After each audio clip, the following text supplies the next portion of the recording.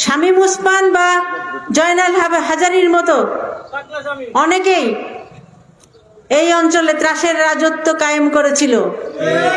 প্রতিটি এলাকা তাদের দখলে ছিল, প্রতিটি ব্যবসা প্রতিষ্ঠান, বালুমহল বলেন আর মাছের ঘের বলেন, নদী বলেন, যাই বলেন না কেন, যা কিছু আছে, স্কুল থেকে শুরু করে শিক্ষা প্রতিষ্ঠান থেকে শুরু করে সব ছিল তাদের নিয়ন্ত্রণে।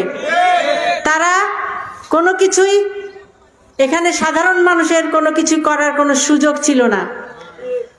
আমাদের বিএনপি এবং অঙ্গ সংগঠনের নেতৃবৃন্দ 16 বছর ধরে এই ফ্যাসিস্টের বিরুদ্ধে সংগ্রাম করেছে এবং আমাদের একটাই দাবি ছিল একটি নিরপেক্ষ তত্ত্বাবধায়ক সরকারের অধীনে নির্বাচন।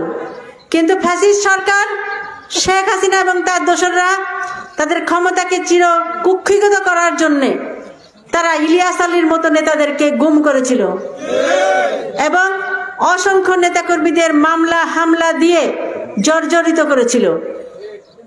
তারা ভেবেছিল যে তারা এই ক্ষমতা তাদের চিরস্থায়ী হবে, আর যতদিন শেখ হাসিনা বেঁচে থাকবে ততদিন আর অন্য কেউ কোনো ক্ষমতায় আসতে পারে না।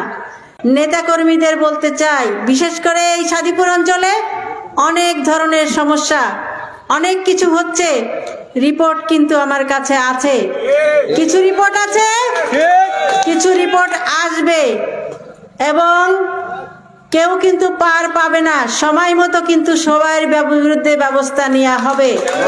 কোনো ধরনের দখলদারি, কোনো ধরনের চাঁদাবাজি, কোনো ধরনের সন্ত্রাসবাদী বা কারোর কবরস্থানের জায়গা দখল অথবা মসজিদের জায়গা দখল অথবা রাস্তা ব্লক করে ঘর বানানো, এই ধরনের যে দখলবাজি, সেটা চলতে দেওয়া হবে না।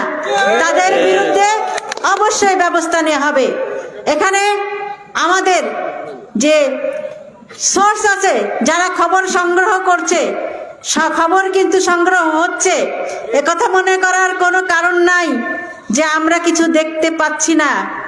সেগুলো কিন্তু প্রকাশিত হবে এবং সময় মতোই প্রকাশিত হবে। মাপ চেয়ে কিন্তু কোনো, বারবার সতর্ক করার কারণ হলো মাপ চেয়ে কিন্তু সবকিছু মাপ হবে না।